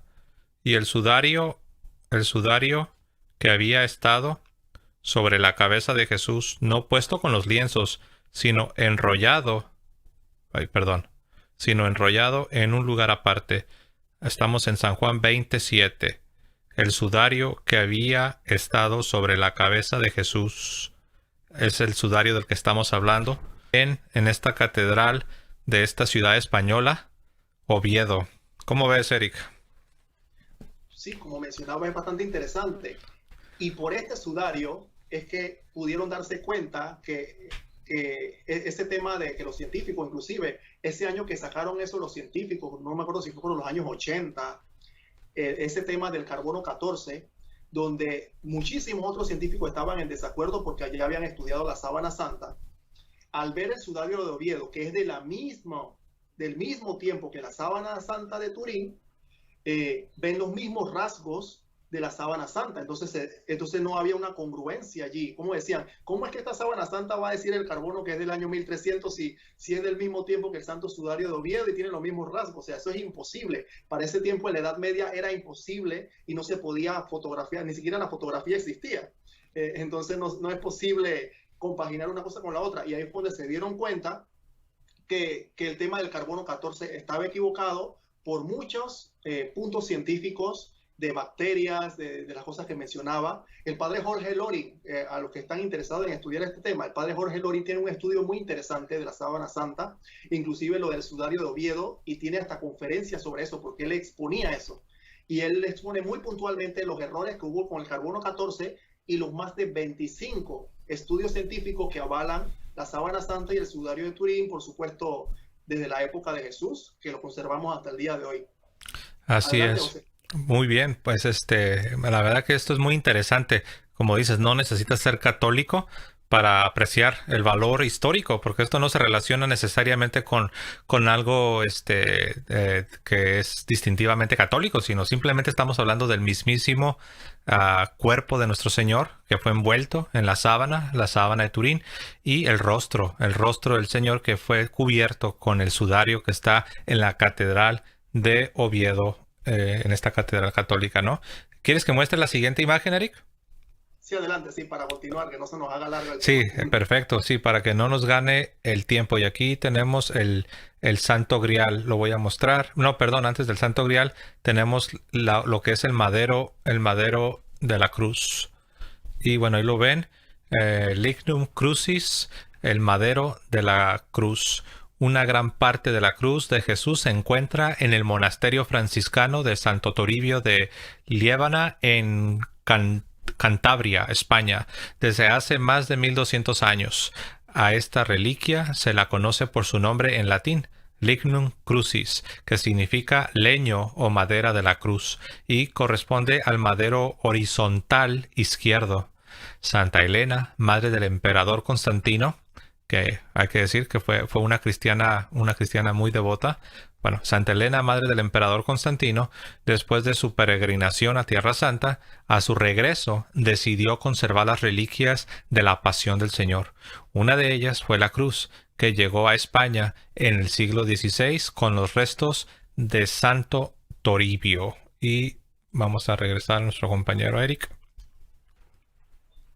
Aquí vemos otra reliquia de la iglesia fundada por nuestro Señor Jesucristo, que por supuesto tiene la iglesia católica. Hay otros pedacitos, otros fragmentos de la cruz de Cristo que están en otras catedrales, otras basílicas a nivel mundial, pero este fragmento está en el monasterio de Santo Toribio. Es interesante como dato curioso y apologético. Vemos que Santa Elena va a peregrinar en Tierra Santa, o sea, la mamá del emperador de Constantino. ¿A dónde voy con esto? Porque recuerden que los hermanos que no son católicos dicen, sí, porque la iglesia católica comenzó con Constantino, etcétera, etcétera.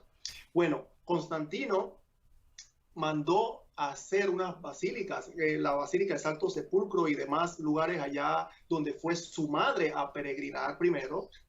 Entonces, la madre de Constantino fue a Tierra Santa y se topó con un personaje muy interesante para los que les gusta la patrística. Como dato curioso, San Macario, que fue el sucesor de Hermón de Jerusalén, era un obispo que vivió que ejerció su obispado entre los años 283 al 314, ese Hermón.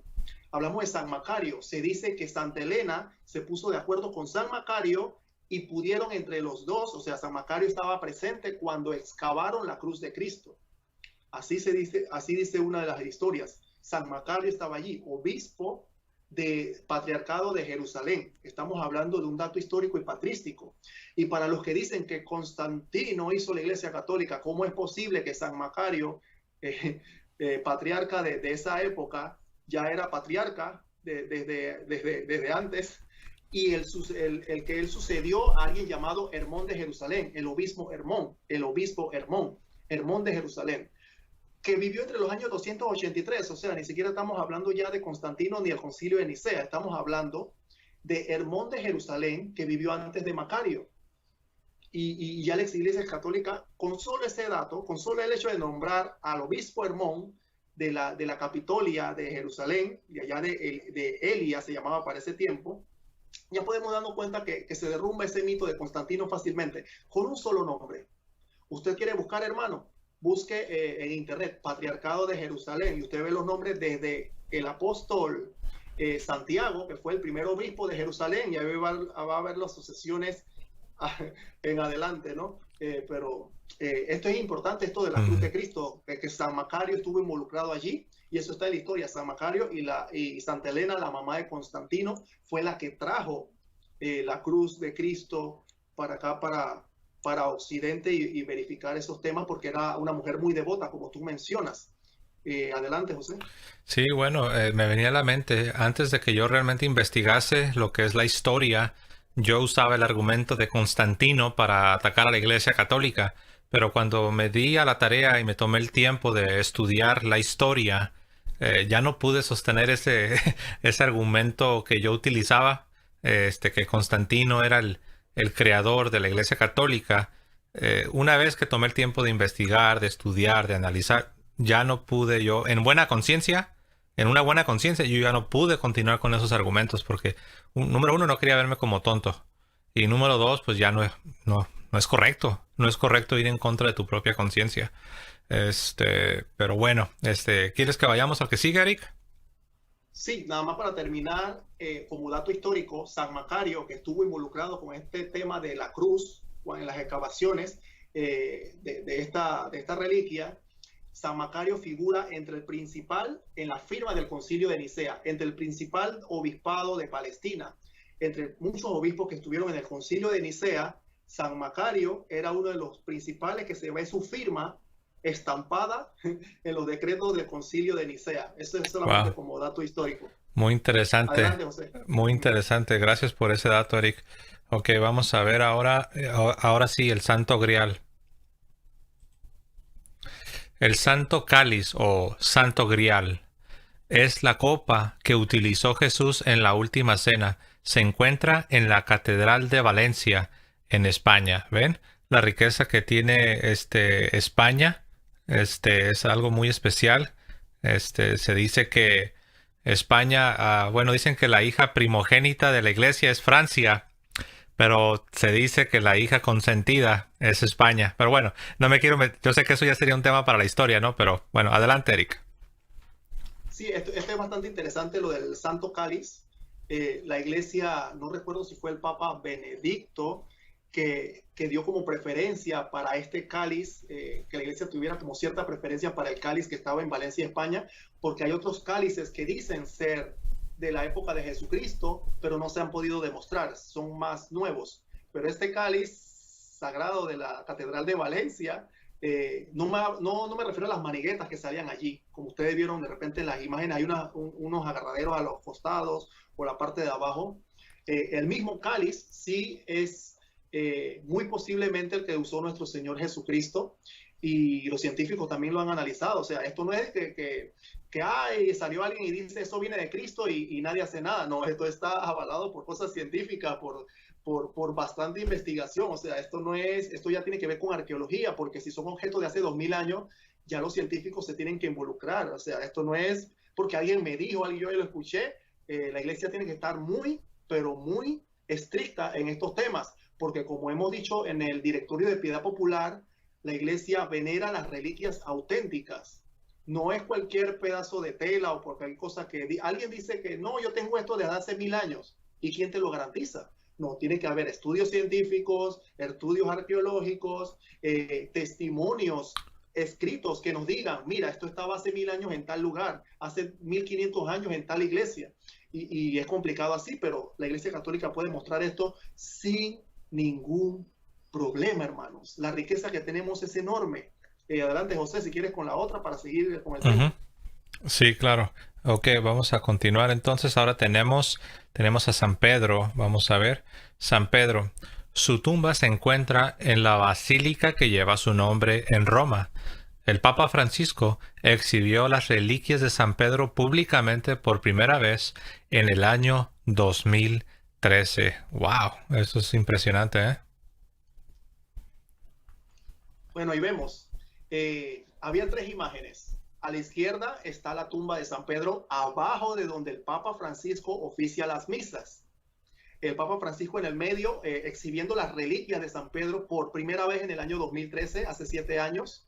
Y a mano derecha vemos la Basílica de San Pedro, por supuesto. A los que hayan tenido la oportunidad de ir por allá, pueden ver todas esas maravillas que tiene la iglesia fundada por Cristo. Aquí ustedes necesitarían como ir un mes entero para ver todas las maravillas que hay por allá. Y hay un dato curioso, José. A mano izquierda está la tumba de San Pedro abajo del altar. Y ¿sabes qué me recuerda esto, José, cuando decimos en la apologética, ¿dónde Cristo fundó su iglesia? Mateo 16, 18. Tú eres Pedro, y sobre esta piedra edificaré mi iglesia. ¿No le parece curioso? Nuestro Señor Jesucristo fue tan literal que los restos del apóstol Pedro están en la iglesia, hacia abajo del altar donde se oficia la misa. Nuestro Señor Jesucristo, yo lo veo, una vez me dijeron, es que nuestro Señor Jesús tiene sentido del humor en ese aspecto. Él dijo que sobre ti edificaré mi iglesia, y de verdad que lo edificó. Ahí está la Basílica de San Pedro y los restos abajo en la tumba de él, ¿no? Sí, muy definitivamente muy interesante, lo cual de hecho es consistente con la fe católica. La fe católica sí es, ¿no, Eric? Ahí entra lo que es la parte material, lo que es la parte tangible, material, lo físico, lo histórico, eso es algo que tristemente en el mundo evangélico no existe. Todo es acá en la cabeza, todo es en el aire, flotando, espiritual, qué sé yo. Pero el ser humano no es así. El ser humano tiene un cuerpo físico, vive en la historia, o sea, no nomás es todo volando, sino que es lo interesante. No solo somos espíritus, o sea, no solamente tenemos un espíritu, tenemos un cuerpo. Y eso es lo importante de la historia. ¿Quieres? Deja muestro una vez más la imagen, porque la quité rápido. La voy a mostrar una vez más. Bueno, pues ahí lo ven, ¿no? Están las tres imágenes de las que nos hablaba este nuestro hermano y amigo Eric. Y bueno, pero muy interesante. ¿Quieres que muestre la siguiente imagen? Adelante, porque esta es muy importante, muy interesante. Ok, esta es las cadenas de San Pedro y la voy a mostrar. Las cadenas de San Pedro. Esta reliquia se encuentra en la Basílica de San Pedro in Vincoli, San Pedro en Cadenas, en Roma. Esta iglesia se construyó sobre las ruinas de una villa imperial en el año 442, con el propósito de custodiar las cadenas que llevó San Pedro en dos ocasiones, en la prisión de Jerusalén, de donde fue liberado por un ángel. Eso lo ven en los Hechos de los Apóstoles, capítulos 5 y 12, en la cárcel Mamertina de Roma, donde estuvo 9 años y perdón, no 9 años, 9 meses, perdón, donde estuvo San Pedro en esta cárcel de Roma, 9 meses hasta su ejecución, donde fue crucificado de manera como él lo solicitó, ¿no? Sabemos que San Pedro no quiso ser crucificado de la misma manera que su maestro, y él fue crucificado de manera invertida, ¿no? Sí, es muy interesante porque esta historia de estas cadenas la podemos ver en la Sagrada Escritura. Vuelvo y repetimos, estas reliquias las tiene la Iglesia Católica, no hay ningún problema. Y pongo la imagen de la iglesia a la derecha para que no se diga que la iglesia San Pedro en Cadenas es un invento o algo por ahí, ¿no? Inclusive un dato histórico también para los que les gusta la arqueología y la pintura, ¿cómo se dice la palabra? A los que les gustan ser estudiosos de la pintura. Esa iglesia de San Pedro en Cadenas tiene arriba el Moisés. No sé si vieron en la imagen, en la basílica, en la parte de arriba del techo está un Moisés. El Moisés fue pintado por un pintor muy famoso, que hablamos de los tiempos de Miguel Ángel y todo lo demás, ¿no? Ahí vemos al Moisés que pintó ese pintor tan famoso.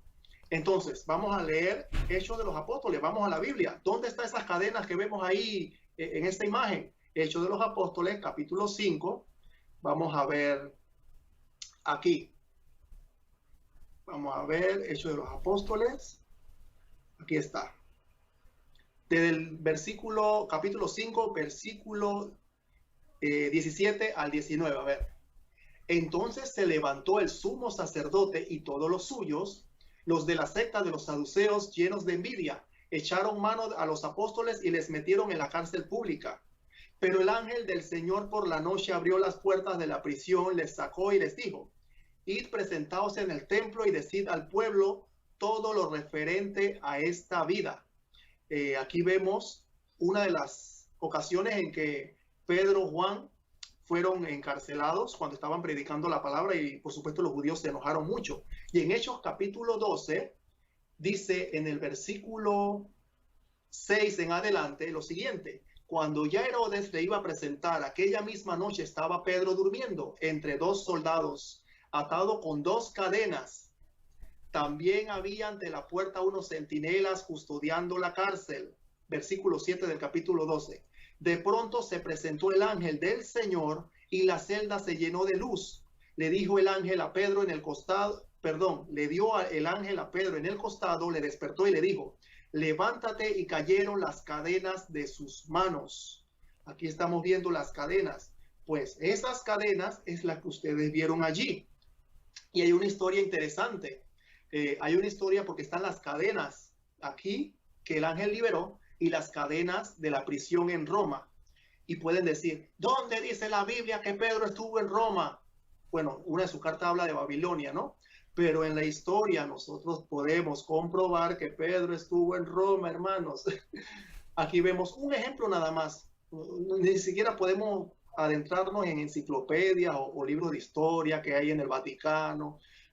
Por eso que a mí me da un poco de coraje cuando comienzan a decir este tipo de cosas, porque tienen a los hermanos con un engaño bastante interesante, pero yo sé que esos hermanos que cuestionan este tipo de cosas no lo hacen de maldad. Ellos son guiados por lo que los enseñan sus maestros, entonces ellos no tienen la culpa de no saber estas cosas. Pero el católico que está instruido tiene el deber y la obligación de enseñarle a los hermanos no solo de Biblia, sino de historia. Pero el tema es que la historia, esos líderes o algunos líderes le bloquean la historia a esos hermanos. Entonces, si le bloquean la historia, le hacen llenarse de prejuicios y entonces ellos no investigan. Entonces, ¿quién le va a explicar a los hermanos que Pedro estuvo en Roma 9 meses encadenado antes de la crucifixión? Y ahí vemos las cadenas. Entonces, aquí voy para terminar. Esas cadenas, hay una historia interesante, porque cuando trajeron esas cadenas y se lo ofrecieron ya a la iglesia, unos emperadores, ahorita no recuerdo bien la historia, cerca del año 400, 500 más o menos, se dice que esas cadenas se unieron. Las cadenas donde el apóstol Pedro estuvo encerrado en Jerusalén, con la que estuvo en Roma, milagrosamente se unieron. O sea, algo que pasó súbitamente, como si Dios quisiera decirnos, esas son las cadenas de mi discípulo. Esas son las cadenas. Se unieron y así están unidas, y así usted la puede ver si usted tiene la oportunidad, después que pase todas estas situaciones de salud. Vaya a la Basílica de San Pietro en Vincoli, en Roma, San Pedro en cadenas, y obsérvelo. De vista, enfrente suyo, las cadenas donde el apóstol Pedro fue encadenado en Jerusalén y en Roma, antes de morir crucificado. Adelante, José. Sí, así es, ¿no? Se dice que el talón de Aquiles del protestantismo es la historia, y por obvias razones, pues la historia no es su fuerte. En el momento que la historia comienza a ser su fortaleza, es en el momento que van a ir descubriendo la catolicidad de la fe cristiana. ¿Quieres que muestre la siguiente, Eric? Sí, adelante, José, adelante. Vamos con San Pablo, el apóstol de los gentiles. Así es. Nosotros también tenemos sus restos y su tumba. Ahí está la basílica, también le va a salir. Qué bonito, así es. Lo vamos a mostrar aquí. San Pablo. Ahí pueden ver dos imágenes, como lo señala Eric. Ven lo que es la tumba de San Pablo, la parte interna donde se encuentra la tumba, y bueno, la imagen de su derecha es la parte externa de este santuario, ¿no? Dice: su tumba con sus reliquias se encuentran en la Basílica San Pablo Extramuros en Roma. San Pablo Extramuros en Roma. Sí, es interesante que tenemos los restos de Pablo, los restos de Pedro, los restos de muchos apóstoles, como hemos mencionado en muchos programas, ¿no? Pero yo pensé que iban a estar los restos de San Pablo en la iglesia pentecostal del séptimo día. O de repente le han dicho a alguien que esté en alguna iglesia evangélica o la tienen custodiada. No entiendo. Se supone que si estas iglesias evangélicas son las más bíblicas de cristianismo primitivo, pues ahí debería estar los restos de San Pablo, ¿no? Una vez me dijeron, José, está bien, ustedes tienen las reliquias, pero es que ustedes en la Edad Media se robaron las reliquias de nuestros cristianos. Wow. Entonces nosotros las teníamos, una vez me dijeron así, nosotros las teníamos, pero ustedes, la Iglesia Católica, con sus emperadores y sus papas, nos las robaron y nos las arrebataron, y nosotros teníamos todo eso. Bueno, y cosas así por el estilo. Wow. Que uno se queda, wow, así mismo como mencionas. Wow. Wow. Wow. La ignorancia es atrevida, ¿no? Dice el padre Toro. Sí, sí. Entonces, aquí también, creo que ya aquí terminé con el apartado de las reliquias. Hay muchísimas más, hermanos, pero por supuesto, esto es solamente un toquecito en lo que nuestra enseñanza en este poco tiempo que podemos darle con mucha humildad, enseñar lo que la Iglesia Católica tiene en sus riquezas arqueológicas, que puede demostrar que es la iglesia fundada por Cristo, que tiene basílicas desde épocas inmemoriales, y tiene estas reliquias que si tú le preguntas, hermano José, no solo aquí en Europa, sino en diferentes lugares de nuestra América Latina, como hemos mencionado, por la fe de la persona, las personas han ido o han tenido esas reliquias o diferentes tipos de reliquias y se han curado de enfermedades, ya sea de cáncer, de VIH, de diferentes tipos de enfermedades que han tenido, y podrían dar testimonio. Hay muchos testimonios de eso, de personas que han ido de peregrinaje a donde están las reliquias, inclusive en sus mismos países, y por supuesto las personas se curan. ¿Por qué? Porque Dios cumple ese amor que tiene por la humanidad cuando las personas tienen fe, y sigue gloriándose en los artefactos, los objetos, inclusive los restos de sus ministros, para seguir demostrando, uno, que esta es su iglesia. No significa que en otros lugares no se hagan milagros, hermanos, pero aquí hay un montón de ejemplos que podemos mencionar. Simplemente yo sé que en la Iglesia Católica hay muchas personas que tienen una humildad que no pues, se la pasan como diciendo, exhibiendo en televisión, mira que fui a visitar tal lugar y me curó de tal cosa, como vemos en otros lugares, que yo me curé y mi testimonio, y lo pasan en todo tipo de canales, y se forma como, no sé, como una fiesta, no decir fiesta, se forma como un desorden en ese sentido, pero las personas van con fe y devoción, y se conocen muchos casos, miles de casos de curaciones de personas que han ido a visitar no solo estas reliquias, sino las que están en sus propios países, ¿no? Adelante, José. Así es, ¿no? Esto es la verdad un tema muy, muy interesante. Yo creo que tal vez la mejor manera de cerrar el programa es con lo que nos dice, voy a leer una vez más el derecho canónico, lo que es la ley de la Iglesia. Voy a leer el 1188 del derecho canónico y el 1189. Lo leo así y dice así, 1188. Debe conservarse firmemente el uso de exponer a la veneración de los fieles imágenes sagradas en las iglesias, pero ha de hacerse en número moderado y guardando el orden debido, para que no provoquen extrañeza en el pueblo cristiano ni den lugar a una devoción desviada. El 1189 del derecho canónico nos dice: cuando hayan de ser reparadas, bueno, aquí ya empieza a hablar de cuando tengan que ser reparadas las imágenes, pero bueno, en el que me quería enfocar es en el 1188. Habla de dos cosas.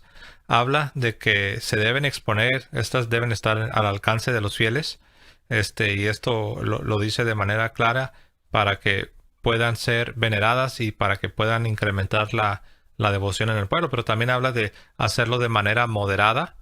No vaya a ser que alguien caiga en alguna desviación, y sí ha sucedido, ¿no? Pero la excepción no invalida las reglas. No porque alguien cayó en un error, no porque alguien cayó en una superstición, no significa que ya vamos a decir que ya todo está mal. No, eso sería un gran error. El concilio de Trento del siglo XVI también dice lo siguiente.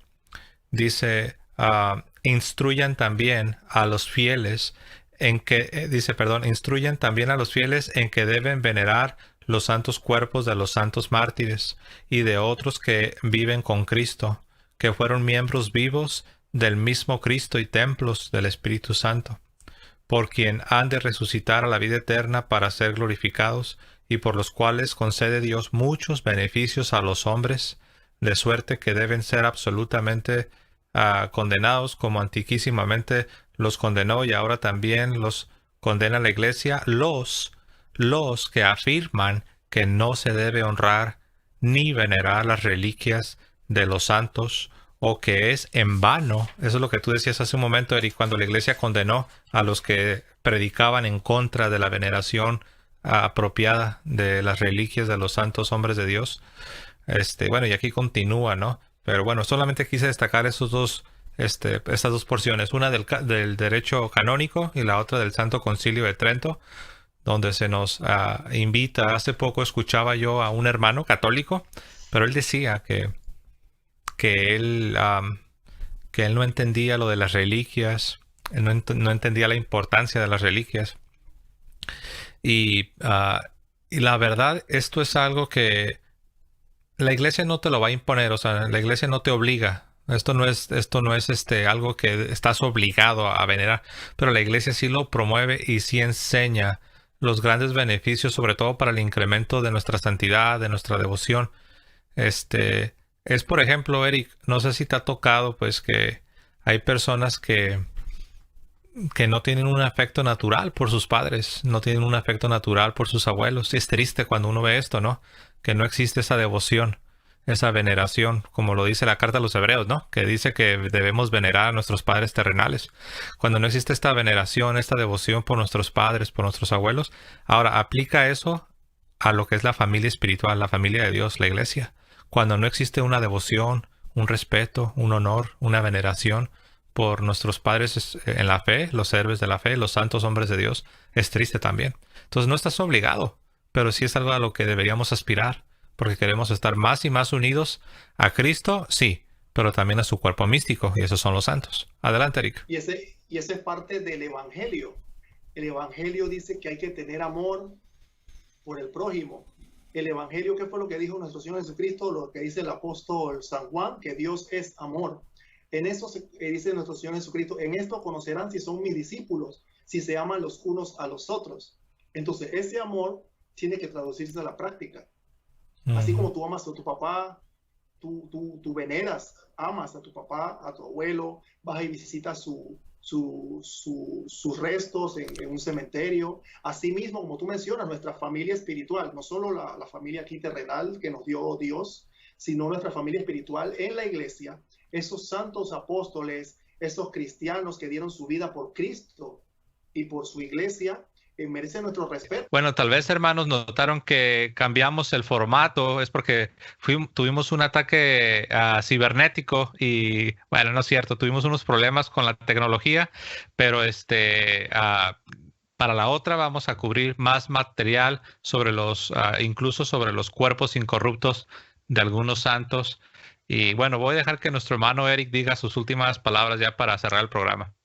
Aquí contento, feliz de haber compartido con todos ustedes. Espero que esta enseñanza, que por supuesto nos faltó mucho por desarrollar, sea como un punto de partida para ustedes de investigar, incluso para los hermanos no católicos que de buena fe quieren aprender sobre la iglesia, todo lo que la iglesia establecida por nuestro Señor Jesucristo ha dejado, no solo en temas bíblicos, sino que aquí ya nos metimos en temas de arqueología y de ciencia y de temas de reliquias. Es muy importante todo este tema y les doy las gracias por estar aquí presentes con nosotros y compartir su tiempo, ¿no? Adelante, José. Sí, no, pues en realidad, Eric, gracias a ti, como lo mencioné al inicio de este programa, el material que hemos estado cubriendo ha sido fue una presentación que nuestro hermano Eric ha impartido ya en algunas parroquias y bueno, él tuvo la gentileza de aceptar la invitación a nuestro programa y compartirnos este material que él preparó y que realmente estoy seguro que ha sido de mucha bendición, no solo para mí en lo personal, sino para todos ustedes también, hermanos. Bueno, no me quiero despedir sin antes decirles que compartan este video, denle like a este video. Compartan con sus familias, con sus amigos en las redes sociales y dejen sus comentarios también. Y no se olviden también, visiten el canal de nuestro hermano Eric Barba, se llama Apologética Pedregal en YouTube, y también suscríbanse a su canal y apóyenlo porque necesitamos más guerreros, más soldados que estén proclamando la verdadera fe, la fe de nuestro Señor Jesucristo. Bueno, sin más, me despido, hermanos. Que Dios les bendiga, que tengan una bonita tarde, una bonita noche. Y como siempre, que viva Cristo Rey y que viva Santa María, siempre Virgen. Que viva. Amén. Hasta luego, hermanos.